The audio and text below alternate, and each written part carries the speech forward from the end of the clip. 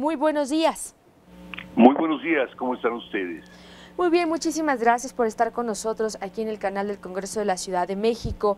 Cuéntenos, ¿cuáles son los resultados de la cumbre de conferencias episcopales en el Vaticano para tratar este tema de abusos sexuales por sacerdotes católicos?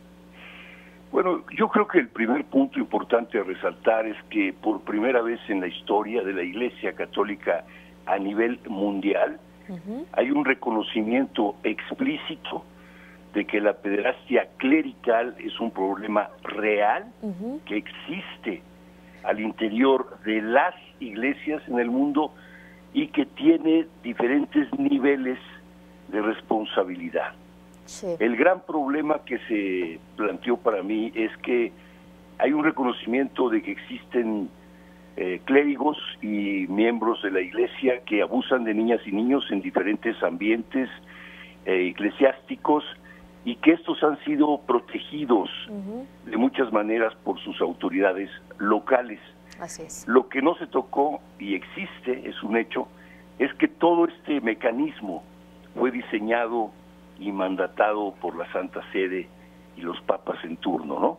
Pero los dos primeros niveles sí hay un reconocimiento, y de ahí viene lo que sigue, que es qué responsabilidades tendrán que asumir las iglesias locales para enfrentar esta problemática, y ahí está el caso de México en particular.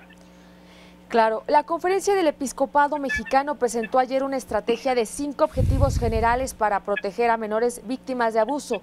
¿Qué tan efectivo puede llegar a ser este plan? Bueno, pues obviamente va a requerir un estudio un poquito más profundo y más detallado, pero si me lo permiten diría en primer lugar que a pesar de haber enfatizado, me parece que en el punto 4, la prioridad o la primacía de las víctimas, pues está en el punto 4 del estudio, de la propuesta, ¿no? Y entonces, en ese sentido, creo yo que el documento como tal maneja una especie de contradicción interna, porque en lugar de partir de las víctimas y de su doble victimización, claro, unos son los abusos y otros son los desprecios y los manejos, manipulaciones de las autoridades para que no emerjan, en lugar de partir de eso, buscan partir de entender la problemática con base en estudios, investigaciones, etcétera, como si fuera un problema abstracto, lejos de nuestra realidad en el país, cuando hay muchísimas víctimas. Claro. Que yo creo que sería el primer punto importante a resaltar, cuántas víctimas, en dónde están y en qué condiciones se encuentran, ¿verdad? Claro, precisamente también se informó que existen registrados hasta el momento 101 procesos contra sacerdotes acusados de abuso sexual, pero que dicha frase debe actualizarse. ¿Qué nos dice esta información sobre la incidencia de casos en México? ¿A qué nos estamos enfrentando?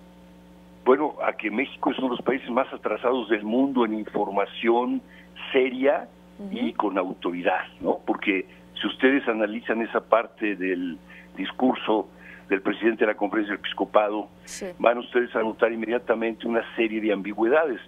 La primera es que el episcopado no es una autoridad para dar ese tipo de información. Ellos lo saben, ellos reciben la información de las diócesis y las que les han mandado son la información que tienen, por tanto es un informe relativo, incompleto y no muestra toda la realidad. En segundo lugar, hay que decir con toda claridad, y se los digo a ustedes de manera particular, que ninguna autoridad mexicana tiene la información. La única autoridad que tiene la información completa es la Santa Sede, y ella es la que tiene la información, ella es la que delibera de los casos y ella es la que los sentencia, ¿no? Entonces, en ese sentido hay una verdadera alarma para nuestro país de cómo, habiendo más de 150, 60, hasta 200, 500, probablemente, no lo sé, nadie lo sabe, delincuentes de niñas y niños en nuestro país, no sabemos quiénes son, dónde están y en qué condiciones se encuentran ejerciendo aparentemente un ministerio, un servicio religioso, pero lo aprovechan para abusar de las niñas y de los niños. Así es. Alberto, ¿cómo crees que está funcionando la política de tolerancia cero anunciada por el arzobispo Carlos Aguiar el año pasado? Bueno, pues que él nos informe. Yo, en lo personal, y él lo sabe bien, tenemos casos no solo pendientes como los que reportó el cardenal Rivera. Él reconoció primero 15, y luego le bajó a 6, pero él tiene casos actuales pendientes. Yo estuve cerca de uno, lamentablemente fue bloqueado por gente de la misma arquidiócesis, creo yo, no sé si son clérigos o no, pero fueron bloqueados, más los casos que obviamente siguen pendientes en los tribunales, como el de Jesús Romero, que todavía no acaba de consolidarse, precisamente en materia de encubrimiento, porque le impidieron a Jesús alcanzar la justicia por la complicidad con las autoridades locales. Claro. Alberto, ¿estas medidas crees que serán suficientes para acabar con el flagelo de los abusos a menores o se necesita una reforma profunda en la Iglesia Católica? Pues mira, yo obviamente diría que no son suficientes, que la problemática de la Iglesia en materia de sexualidad es muy profunda y muy grave en muchos casos, y que estas soluciones no apuntan adecuadamente a buscar realmente lo que quisieran que pasara, que es terminar de contribuir, porque ese es el tema. Claro. Ellos no solamente tienen depredadores adentro, como cualquier otra institución humana, que eso es humano, eso existe, sino que además contribuyen a engrandecer, a ampliar, a hacer más grande, más problemática la pederastia por los mecanismos internos que llevan y que en estas soluciones no se encuentran explicitados claramente. Alberto, muy buenos días, los saluda Alejandro Alfaro. Alejandro, muy buenos días. ¿Cómo estás? Gracias por regalarnos estos minutos. Me gustaría que nos compartiera cómo va esta demanda que interpuso contra el cardenal Norberto Rivera. Pues con mucho gusto te comparto. Mira, nosotros presentamos esa demanda penal después de una declaración del mismo cardenal. O sea, nosotros nos basamos en sus dichos. Además, obviamente que tenemos un historial de su persona que nos parece gravísimo, no solo por las cosas que ha dicho, sino también por las que ha hecho y ha omitido, ¿no? Pero sobre todo hay un tema muy grave y muy claro que va a emerger en nuestro país, incluso ahora con motivo de la lista que emitió el episcopado. Comprender la pederastia clerical en nuestro país es comprender el mecanismo interno de la Iglesia y cómo contribuyen a ella las autoridades episcopales como Norberto Rivera, pero también la complicidad con las autoridades civiles. Es clarísimo el caso del cardenal Rivera, cómplice y obviamente pues comunicador interno con las autoridades civiles, no solo de los ministerios o las procuradurías en su momento, sino con los jefes de gobierno.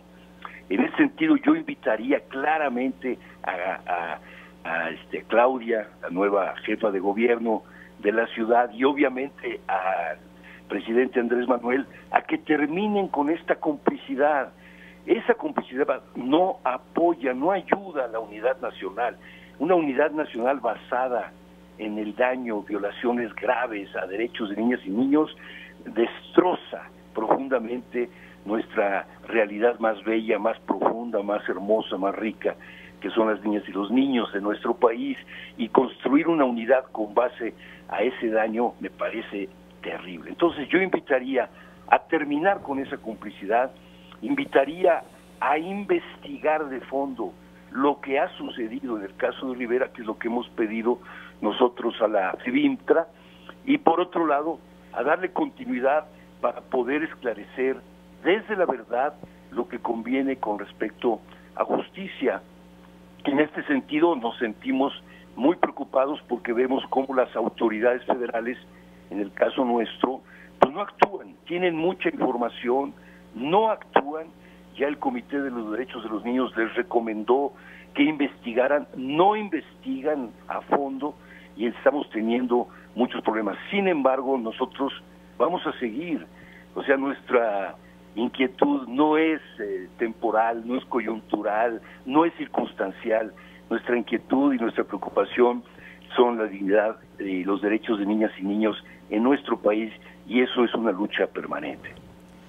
Alberto Atié, ex sacerdote católico, muchísimas gracias por conversar con nosotros esta mañana aquí en el canal del Congreso de la Ciudad de México. Nosotros vamos a estar muy al pendiente de este tema, que esperemos ya no veamos más abusos hacia niños menores, estos casos que quedan en la completa impunidad. Esperemos que realmente se haga algo. Efectivamente, les agradezco por lo pronto hablar de ello. Les comento que en México es el primer país del mundo en abuso sexual infantil y los casos más graves y más, de mayor número se dan al interior de las familias. Entonces es un tema para la ciudad y para todo el país en concreto. Es un tema bastante importante y esperemos que le den esa difusión y esa importancia a las autoridades correspondientes y que ya no veamos más casos de este tipo. Muchísimas gracias, Alberto Atié.